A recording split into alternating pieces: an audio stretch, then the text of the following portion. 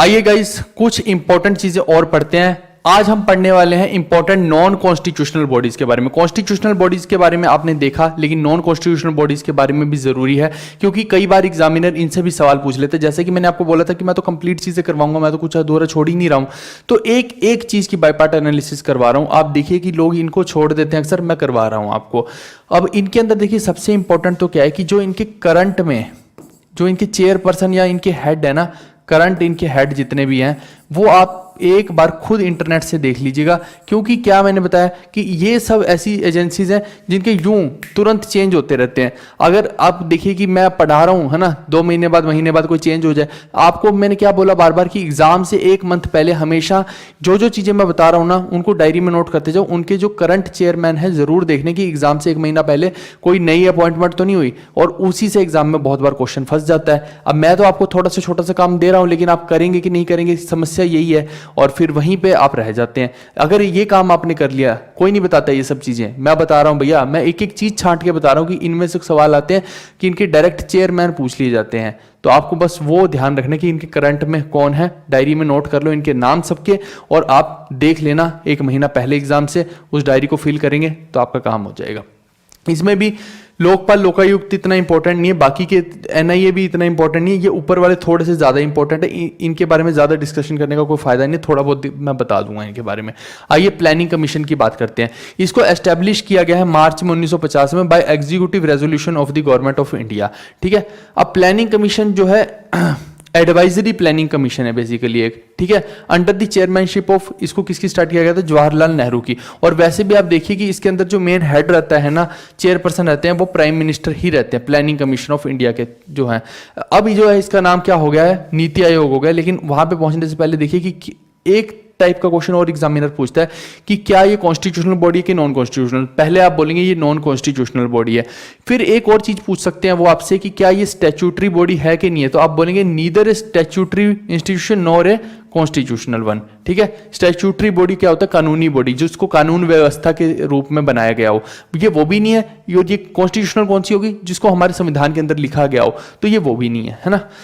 फिर in India supreme organ of planning commission for social and economic development है, इनका basically social और economic development करना इनका काम है। और इसी ने क्या किया है, नीति आयोग को आज की डेट में मतलब नीति आयोग जो है उसने क्या किया है, इसको रिप्लेस कर दिया प्लानिंग कमीशन को। ठीक है, it has been replaced by the Niti Aayog. और नीति आयोग के चेयरपर्सन वगैरह के बारे में अभी थोड़ी देर पहले ही मैंने एक स्लाइड बनाई थी, लास्ट वाली में ही आई थिंक मैंने बता दिया था, तो आप वहां पे जाके देख लीजिएगा, और नहीं तो खुद भी थोड़ा सा दिमाग लगाएंगे तो चीज़ों को और समझ में आएगी। ठीक है, पीएम ऑफ इंडिया जो है इसके एक्स ऑफिशियो चेयरपर्सन रहते हैं। मैंने देखिए आपको बताया था इसके वाइस चेयरपर्सन और एक आई थिंक मैंने इनके सेक्रेटरी वगैरह थे है ना, उन सब के बारे में मैंने बताया था। आप सीईओ के बारे में बताया था, वो सब आप देख लीजिएगा। ठीक है, ऑलरेडी मैं बता चुका हूँ जो चीज़ें, उनको रिपीट करने का कोई मतलब नहीं है। एक्स ऑफिशियो चेयरपर्सन इसके या चेयरमैन जो है पीएम साहब रहते हैं, तो अभी मोदी जी कह लीजिए आप। इसके अंदर एक और चीज़ रहती है, जो डेप्यूटी चेयरमैन की पोस्ट रहती है, ये क्या होते हैं, डी फैक्टो एग्जीक्यूटिव हेड होते हैं इसकी, यानी कि फुल टाइम फंक्शनल हेड होते हैं इस कमीशन की। किसके, प्लानिंग कमीशन के कह लीजिए या फिर आप नीति आयोग के कह लीजिए। और इनका टेन्योर रहता है 5 ईयर का। और ये क्या है, ये सेंटर के कैबिनेट में ही बैठते हैं। एक्चुअली में होता है कि he is appointed by the central cabinet for a fixed tenure. Central cabinet के तौर पे इनको बेसिकली बिठाया जाता है। लेकिन एक समस्या यहाँ पे ये है कि ये मिनिस्टर के तौर पे तो बैठ रहे हैं वहाँ पे कैबिनेट के अंदर, लेकिन वहाँ पे ये वोट नहीं कर सकते हैं, ये मेंबर नहीं है। ठीक है, not a member of the cabinet. लेकिन ये वहाँ पे जो मीटिंग्स वगैरह हो रही हैं, ये वहाँ पे जा सकते हैं और अटेंड कर सकते हैं, बट वोटिंग खुद नहीं कर सकते हैं। इसके बाद आता है नेशनल डेवलपमेंट काउंसिल यानी कि एनडीसी। ये क्या है, एस्टेब्लिश हुई अगस्त 1952 में by an executive resolution of the government of India on the recommendation of the first 5 year plan. ठीक है, लाइक द प्लानिंग कमीशन, ये भी क्या एक कॉन्स्टिट्यूशनल बॉडी है कि नहीं, जी नहीं, ये कॉन्स्टिट्यूशनल बॉडी नहीं है और ना ही ये स्टैट्यूटरी बॉडी है। ये आपको ध्यान रखना है नेशनल डेवलपमेंट काउंसिल के बारे में। सीधा सीधा पूछेगा, ये सवाल है सीधे सीधे, कब बनी, क्या स्टैट्यूटरी बॉडी है, क्या कॉन्स्टिट्यूशनल बॉडी है, सीधा सीधे चीजें पूछते हैं ये लोग। फिर इसकी कई बार टर्म्स पूछ लेते हैं, इसके अंदर कौन कौन है वो पूछ लेते हैं। तो ये इसके अंदर कौन है, पीएम ऑफ इंडिया, ये इसके चेयरमैन है, तो सीधा चेयरमैन पूछेंगे तो पीएम साहब। फिर इसके अंदर और कौन होता है, ऑल यूनियन कैबिनेट मिनिस्टर्स हो गए, चीफ मिनिस्टर्स हो गए, हर स्टेट के चीफ मिनिस्टर और एडमिनिस्ट्रेटर हो गए, यूनियन टेरिटरीज के members of the planning commission हो गए, सब लोग इसके अंदर इन्वॉल्व है ना। फिर नेक्स्ट आती है national human rights commission. NHRC क्या एक स्टैट्यूटरी बॉडी है? जी हाँ, it is a statutory body. ठीक है, क्या पर कॉन्स्टिट्यूशनल बॉडी है? जी नहीं, ये कॉन्स्टिट्यूशनल बॉडी नहीं है, नॉट ए कॉन्स्टिट्यूशनल बॉडी। अब ये स्टैट्यूटरी बॉडी क्यों है? मैंने देखिए पहले भी आपको बताया था कि एक टर्म बताई थी मैंने, क्वासी जुडिशियल। अब देखो ये कंप्लीटली क्या है स्टैट्यूटरी, में क्या क्यों बोल रहा हूं, कानूनी बॉडी बोल रहा हूं एक तरह से। देखिए कंप्लीटली ये कानून व्यवस्था को मैनेज नहीं करती, लेकिन जिसका डंडा किसी एक पर्टिकुलर एरिया में चलता है तो वो क्या होगी, क्वासी जुडिशियल होगी। तो अगर ह्यूमंस के कहीं राइट वायलेट हो रहे हैं तो वो इनके पास जाएंगे तो वहां इनका खूब डंडा चलेगा, ये कुछ भी वहां पे कर सकते हैं, इनके पास फुल पावर है उसके इसके। ऐसे इलेक्शन कमीशन क्या है, इलेक्शन कमीशन देखिए वो कॉन्स्टिट्यूशनल बॉडीज हैं, लेकिन क्या वो क्वासी जुडिशियल है कि नहीं? तो आप बोलेंगे जी हाँ वो भी क्वासी जुडिशियल बॉडी है। ठीक है, क्योंकि उसमें भी एक तरह से आप समझिए कि कुछ कुछ पावर्स दे रखी न्याय करने की, ऐसी कुछ कुछ पावर्स इसको दे रखी, इसलिए इसको स्टैट्यूटरी बॉडी कहेंगे। कानूनी व्यवस्था थोड़ी सी इसके पास भी है। एस्टेब्लिश कब हुई? 1993 1993 में हुई, under legislation enacted by the parliament, namely the protection of human rights, ये लेजिस्लेशन था। ठीक है, इट वॉज अमेंडेड इन 2006, तो अमेंड कब हुई? 2006 में हुई। कमीशन इसका जो है एक मल्टी मेंबर बॉडी है, जिसके अंदर क्या है कि एक चेयरमैन होता है और 4 मेंबर होते हैं, और जो चेयरमैन है that should be a retired chief justice of India. आप सोचें क्यों होना चाहिए? क्योंकि एक स्टैट्यूटरी बॉडी है तो इसको कानून का पता होना चाहिए भैया, बेशक से अर्ध कानून का पता होना चाहिए, उतनी ज्यादा इसके पास पावर्स नहीं है, लेकिन अगर इसको कानून का पता ही नहीं होगा तो फिर सेंस क्या बैठती है? इसीलिए चेयरमैन जो इसके बनाए जाते हैं वो retired chief justice of India बनाए जाते हैं, ताकि डिसीजन मेकिंग में आसानी हो। नेक्स्ट इसके बारे में पॉइंट है, the chairman and members are appointed by the president. तो इनको अपॉइंट कौन करते हैं? प्रेसिडेंट करते हैं। और किसकी रिकमेंडेशन से करते हैं? 6 मेंबर्स की 6 सदस्यीय कमेटी बनाई जाती है प्राइम मिनिस्टर के द्वारा, और प्राइम मिनिस्टर के साथ साथ और भी लोग होते हैं उसमें, जैसे स्पीकर हो गए लोकसभा के, और डेप्यूटी चेयरमैन हो गए राज्यसभा के, बाकी के भी हैं इसके अंदर, ऑपोजिशन के कुछ लीडर हो गए है ना, बोथ हाउसेस के, तो ये होम मिनिस्टर हो गए है ना। तो इन सब के कॉम्बिनेशन से 6 मेंबर की कमेटी बना के और वो रिकमेंड करती है प्रेसिडेंट को, और प्रेसिडेंट फिर इनको अपॉइंट करते हैं। सिंपल सी बात है। फर्दर क्या होता है कि जो सिटिंग जज ऑफ द सुप्रीम कोर्ट और sitting chief justice of a high court can be appointed but only after the consultation with the chief justice of the India. ठीक है, जो चेयरमैन है और मेंबर्स हैं ये अब कितने टाइम तक ऑफिस के अंदर रह सकते हैं? तो ये 5 साल तक इस ऑफिस को होल्ड कर सकते हैं।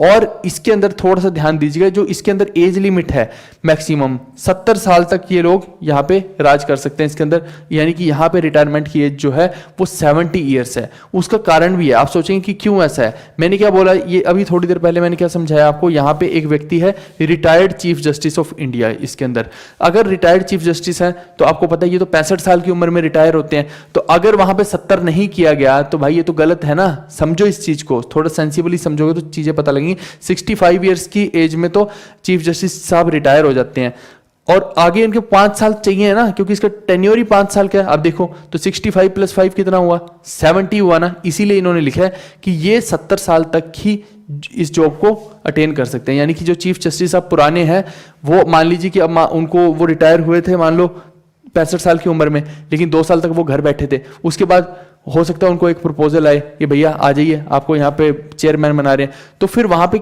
2 साल तक वो घर पे बैठ लिए, तो 3 साल ही और बचते हैं उनके पास। क्यों? क्योंकि 2 साल जब घर पे बैठे तो 65 के तो रिटायर हुए थे, 66 67, अब आज 67 साल के हो गए, यानी 3 साल तक वो राज और कर सकते हैं यहाँ पे। ऐसे आपको चीजों को समझना, ऐसे याद करने में आसानी होती है। They are not eligible for further employment. भाई बिल्कुल बुढ़ापे की कगार पे हैं, अब तो कब्र में जाने को है पैर, तो अब कहाँ उनको नौकरी देंगे? और है ना, वो ये आखिरी ही नौकरी होती है उनके लिए, इसके आगे वो कोई भी नौकरी नहीं ले सकते हैं, ना स्टेट की ना सेंटर की। अब इसके आगे सेंट्रल इंफॉर्मेशन कमीशन, CIC भी बोलते हैं, that was established by the central government in 2005 के अंदर बनाइए, और it was constituted through an official gazette notification under the provision of the right to information act. ये ध्यान देना कि ये राइट टू इंफॉर्मेशन एक्ट के तहत ही बना है, और ये भी एक कॉन्स्टिट्यूशनल बॉडी नहीं है, ये मैंने पहले भी बताया है कि ठीक है, सेंट्रल इंफॉर्मेशन कमीशन, ना ही ये स्टैट्यूटरी है। इसके अंदर they are appointed by the president on the recommendation of the committee consisting of the prime minister as chairperson, और बाकी के भी ये कुछ लेडर्स हैं, ये कमेटी बनाते हैं, ये प्रेसिडेंट को बोलते हैं कि भैया इनको अपॉइंट कर दिया जाए, और ये अपॉइंट हो जाते हैं। सिंपल भाषा में आपको चीजों को समझना है, ऐसे टेढ़ी मेढ़ी लैंग्वेज तो होती है, बट क्योंकि ये नोट्स अल्टीमेटली आपके पास रह जाने हैं, मैं नोट्स को उठा के अपनी एक सिंपल फ्लेवर्ड भाषा में बताता हूं और आपको चीजें समझ आ जाती है, बात खत्म। फिर they should be the person of eminence in public life, यानी कि ये ऐसे व्यक्ति होने चाहिए जो एमिनेंट पर्सनैलिटी हो, या इन्होंने सोशल कोई वर्क बहुत तगड़ा कर रखा हो, या साइंस एंड टेक में कर रखा हो, मीडिया के अंदर, मास मीडिया के अंदर कर रखा हो, या गवर्नेंस के अंदर बहुत तगड़ा काम कर रखा हो। तो ये ऐसे पर्सन होने चाहिए जो इसके मतलब कि चेयरपर्सन बनेंगे। ठीक है भाई। अभी कौन है ये आप जरूर देखिएगा, क्योंकि ये इंपॉर्टेंट है, ऐसी चीजें पूछ लेता है। तो मैंने बताया ना कि ये आपको याद रखना पड़ेगा। अभी के लिए खुद देखिए नेट पे जाके। दे should not be the MPs और एमएलएज ऑफ एनी स्टेट और union territory. Again MP MLA नहीं होनी चाहिए किसी स्टेट के या फिर सेंटर के। They should not hold any other office of profit और connected with any political party. ये किसी पॉलिटिकल पार्टी के नहीं हो सकते, ना इनके ये किसी ऑफिस ऑफ प्रॉफिट के अंडर हो सकते हैं। कैरिंग एनी बिजनेस और परस्यूइंग एनी प्रोफेशन, ना ये कोई बिजनेस कर सकते हैं ना कोई प्रोफेशन कर सकते हैं, जो भी सीआईसी के हेड बनेंगे, चेयरमैन बनेंगे। The term of office is 5 years और रिटायरमेंट एज इज 65 साल। समझना इसके बारे में कि 65 साल को रिटायर हो जाते हैं ये लोग, यानी कि 5 साल के लिए ही ये रहेंगे इसके अंदर। और आगे फर्दर ये भी, जैसे पिछले वाले में हमने देखा ना कि उसके अंदर क्या था, आप देखना मैंने यहां बताया था 70 साल हो गए एनएचआरसी में, है ना। तो ये आगे रीअपॉइंट नहीं हो सकते, दोबारा एलिजिबल नहीं है एम्प्लॉयमेंट के लिए। सेम वही सिनेरियो यहाँ पे देखिए, वहां 70 था, यहाँ पे वही सिनेरियो है, 65 साल के ये हैं। अब 65 साल के बाद इनको रिजाइन देना ही पड़ेगा, इनका कार्यकाल समाप्त हो जाएगा और उसके बाद ये कभी भी अपॉइंटमेंट के लिए एलिजिबल नहीं है, रीअपॉइंटमेंट के लिए, यानी कि बस इनका करियर यहीं पे स्टॉप लगता है।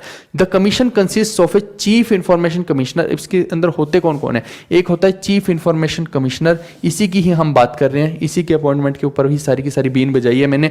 और साथ में होते हैं not more than 10 information commissioners. तो 10 इंफॉर्मेशन कमिश्नर और एक बनते हैं चीफ इंफॉर्मेशन कमिश्नर। ठीक है भाई। They can be removed by the president only as per the conditions as mentioned in the case of NHRC. क्योंकि इसका देखिए कुछ कुछ चीजें लेना देना एनएचआरसी से ही है, बिल्कुल सेम वैसा सही स्ट्रक्चर है। तो वहां पे एनएचआरसी के जो चेयरमैन है, अगर उनको रिमूव करना हो तो जो वहां की कंडीशंस है सेम कंडीशंस यहां पे लग जाएंगी। और कौन कर सकता है? प्रेसिडेंट साहब कर सकते हैं। आगे हम आते हैं सेंट्रल विजिलेंस कमीशन पे, जिसको बोलते हैं CVC. It is the main agency for preventing corruption in the central government. ठीक है, करप्शन सेंट्रल गवर्नमेंट के अंदर जो हो रही है उसके अगेंस्ट है। इनको देखिए एक ओथ कौन दिलवाई, ये है हमारी प्रेसिडेंट साहिबा, और ये है अभी के लिए ये एक्टिंग चेयरमैन है प्रवीण कुमार श्रीवास्तवा। बट मैंने क्या बोला कि कुछ पोस्ट इसके अंदर ऐसी जो एक्टिंग है, एक्टिंग मतलब कि ये कभी भी चेंज हो सकते हैं, ये कार्यकारी हैं, तो आपको खुद अपने समझ लगानी है। इसीलिए मैं बार बार बोल रहा हूँ कि नेट पे जाइए, इन सब की लिस्ट बना लीजिए और आगे उस लिस्ट के फिल कर लीजिए कि भैया इसके चेयरमैन ये हैं, इसके ये हैं, इसके ये हैं। नहीं तो फिर कंफ्यूजन की स्थिति बनी रहेगी और आप गलत मार्क करके आएंगे। और आजकल तो ऑप्शन भी ऐसे देते हैं, पुराने वाले का भी नाम दे देंगे, इनका भी नाम ऑप्शन में दे देंगे और जो नया बनेगा उनका भी नाम दे देंगे, आप इनको मार्क कर दोगे। इसलिए ये खास संभावना गलत होने की, तो मैं सब चीजें कवर करके चल रहा हूं यहां पे। फिर ये 1964 में बनी है executive resolution of the central government के द्वारा।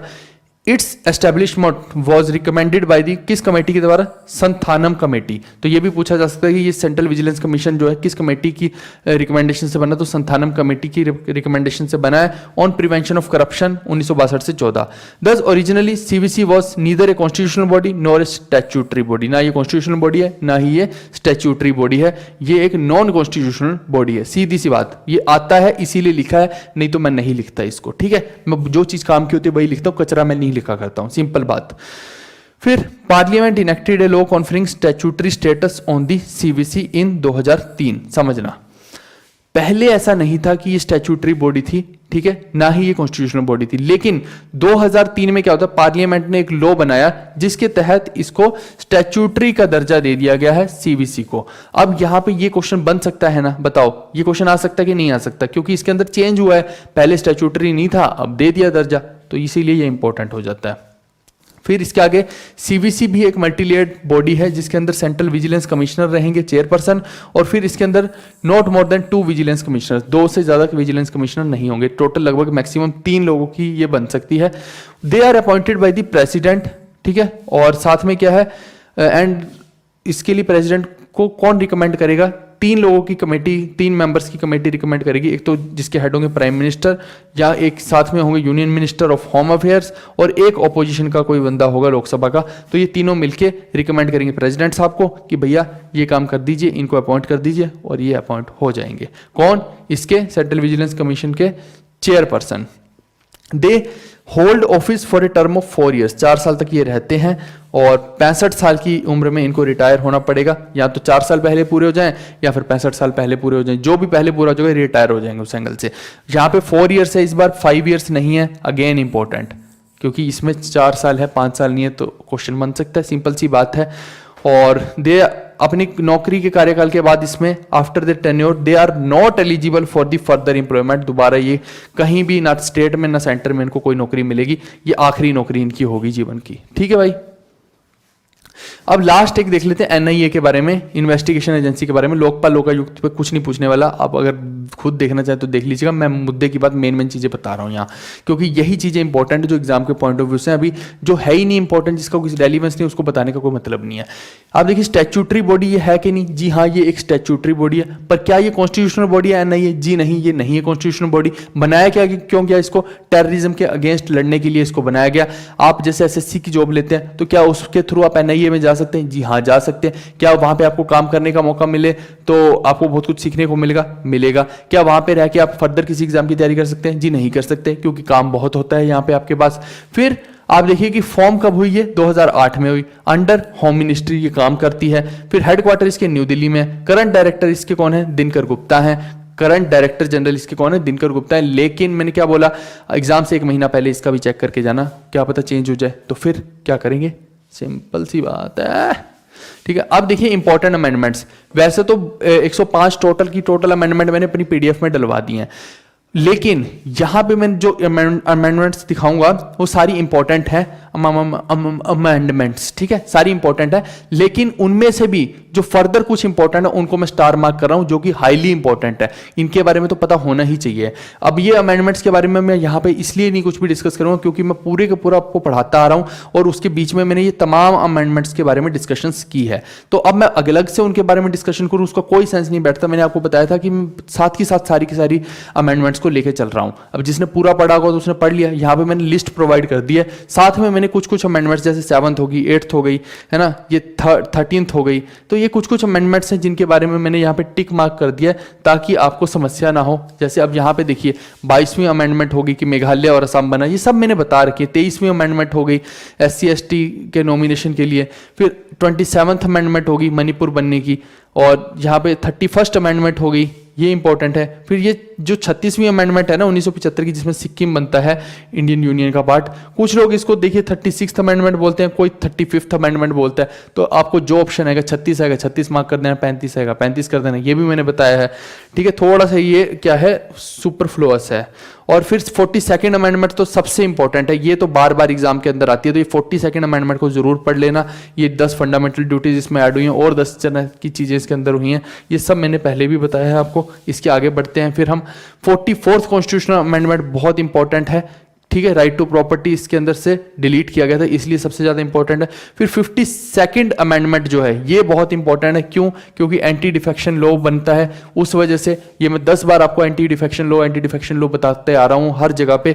तो अगर अभी भी नहीं समझ आया तो फिर समझ आ भी नहीं सकता, पूरे सेशंस को देख लो समझ आ जाएगा।